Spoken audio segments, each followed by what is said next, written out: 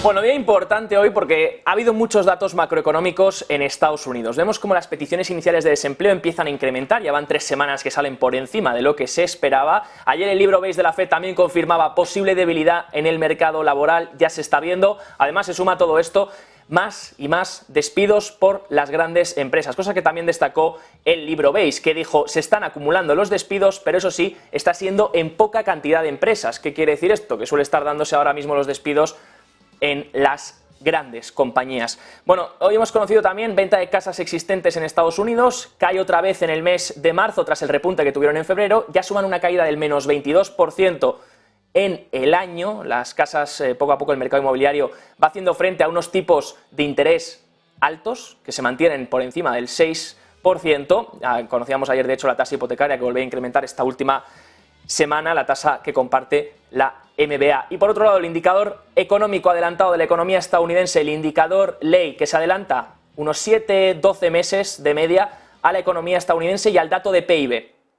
Bueno, pues el indicador adelantado de la Conference Board cae también en marzo un menos 1,2% y sigue con esa tendencia bajista esperando la recesión. Pero parece ser que la recesión no se confirma. La Enver todavía no le vale. El mercado laboral es muy fuerte y por tanto no hay recesión. Veremos a ver cómo evoluciona todo esto, por supuesto, y mientras los mercados haciendo lo que les da la gana, como siempre, luchando contra otras fuerzas, como puede ser la ley del sentimiento opuesto, de lo que opina la gente, mucho corto, mucho bajista, y al final pues los mercados sorprenden siempre.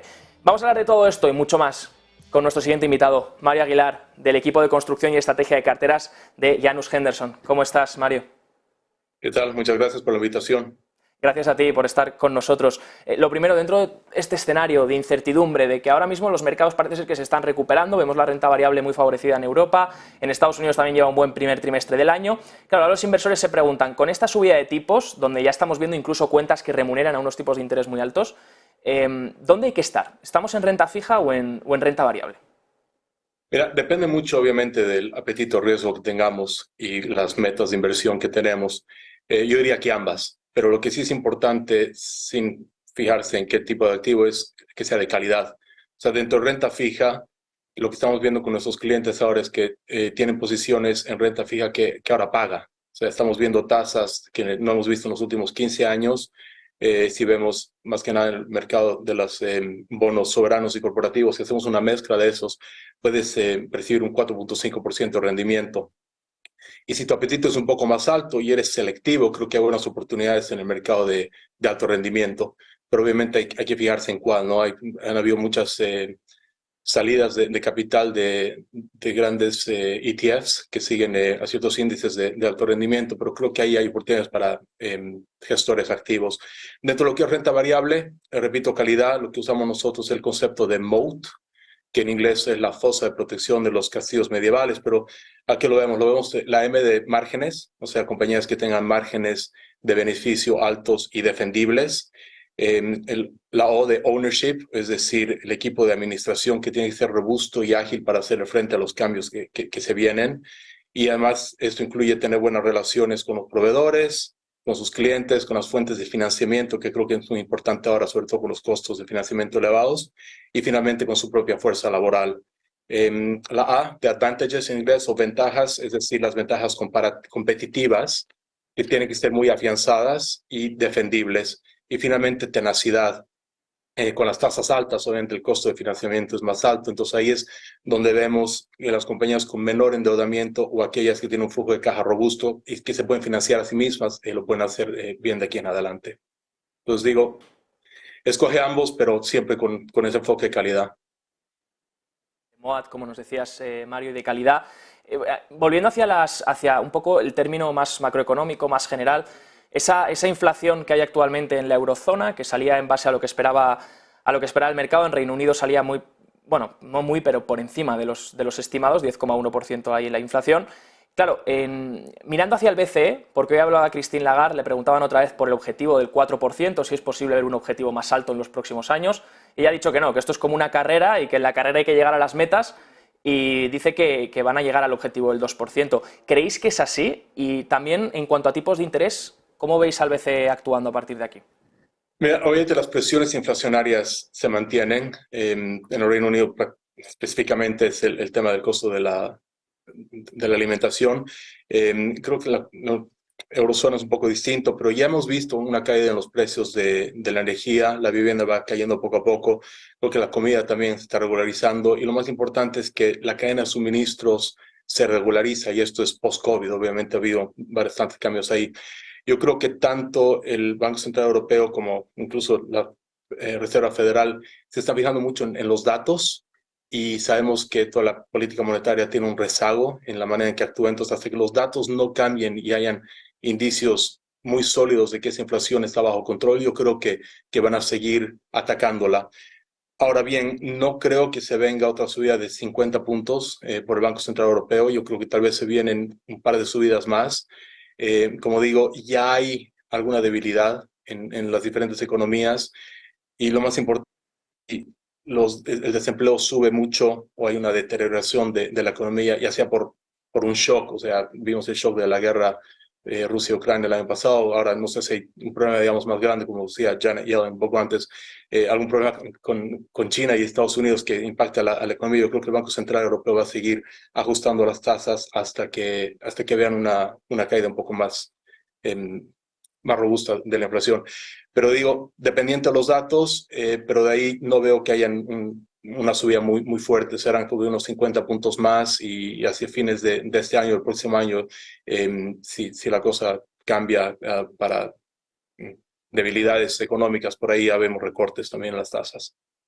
Subidas, por tanto, pero en pequeñas magnitudes, un poco simulando lo que ha hecho la Reserva Federal, bajar esas subidas a 25 puntos básicos, ¿no? Por último, Mario, preguntarte sobre esa amenaza de recesión. Y hemos tenido datos económicos que no han salido del todo bien. Ese índice que elabora la Conference Board, Leading Indicator, cayendo otra vez en marzo.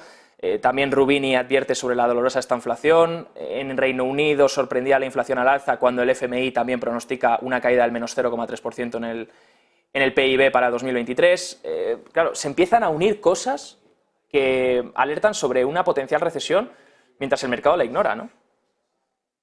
Sí, o sea, esta es la recesión más esperada de la historia, creo. Pero, sin embargo, hay muchos analistas que ponen una probabilidad de recesión en los próximos 24 meses que van del 25% a 75%. O sea, todavía hay indicadores. El consumo en Estados Unidos, por ejemplo, sigue bastante fuerte, incluso en otras partes del mundo. El Reino Unido, en Europa, está bastante fuerte.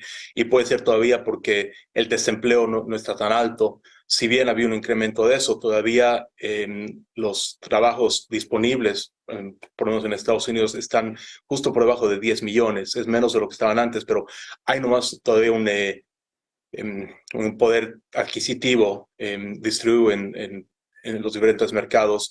Nouriel Roubini obviamente es un pesimista, creo, en su libro de Mega Threats.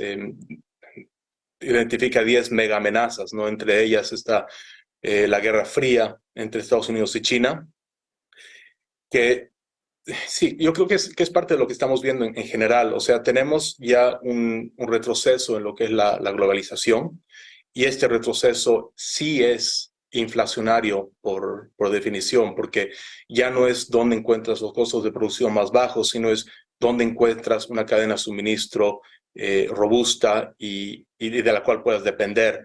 Yo creo que aquí hay riesgos y hay oportunidades. Las oportunidades son que van a haber otros países que pueden desarrollar esas cadenas de suministro, esa producción, ya sea de microchips, ya sea de comida, ya sea de energía, de lo que sea, pero van a haber países que se van a beneficiar. Y si te doy un ejemplo un poco más claro, Apple obviamente depende mucho de la producción de los teléfonos y los microchips dentro de China, pero están pensando y viendo cómo hacen para desarrollar esa capacidad productiva en la India. Entonces, si mueven eso, imagínate la cantidad de demanda que van a tener en la India por, bueno, obviamente, insumos para este proceso, pero todas las industrias aledañas también se van a beneficiar. La otra cosa es la tecnología que sigue avanzando, es una fuerza deflacionaria. Hemos visto cómo ha cambiado nuestros trabajos gracias a la tecnología, obviamente es más eficiente, las cosas se hacen más baratas. Con el cambio climático, energía limpia va a tener una gran demanda, incluso los materiales para construir edificios más eficientes van a tener gran demanda y ahí China tiene una gran parte que hacer, ¿no? Son los que más demandan cemento, hierro y otros materiales de construcción, entonces ahí creo que pueden ver buenas oportunidades. Y finalmente, una de las amenazas que menciona Rubini, que que me gusta hablar de ella es obviamente la inteligencia artificial. Tiene mucho temor de que esto elimine las fuentes de trabajo, pero lo mismo se dijo en su momento de la televisión, de la radio, de la computadora, y que hemos encontrado que ha incrementado la productividad de las personas. Yo creo que ahora no estamos en condiciones de comprender cómo impactar nuestro trabajo, pero sí ya ves lo que hacen tecnologías como ChatGPT, que te puede escribir cosas, o sea, te puede hacer más eficiente un proceso de investigación en lo que se trata en datos pasados, o historia, ¿no? Te puede dar ese resumen un poco fácil, pero lo que creo que nunca la inteligencia artificial va a reemplazar o replicar la imaginación que tenemos como humanos, esa imaginación y flexibilidad de ver diferentes cosas al mismo tiempo y ya sea por instinto, por experiencia, llámese lo que sea, uno encuentra una solución y creo que ahí a futuro vamos a ver que y quizás esto sea la clave que necesitemos para ser un poco más productivos a nivel mundial, sobre todo con el envejecimiento que estamos viendo en la mayoría de los países, ¿no? Sí, estaremos alerta cómo influencia todo esto en los próximos años, por supuesto, y en la economía y en la productividad. Mario Aguilar, del equipo de construcción y estrategia de carteras de Janus Henderson, muchas gracias por tu tiempo y por estar aquí un día con nosotros. Que tengas buena Gracias por tarde. la invitación. Hasta luego. Y nosotros tenemos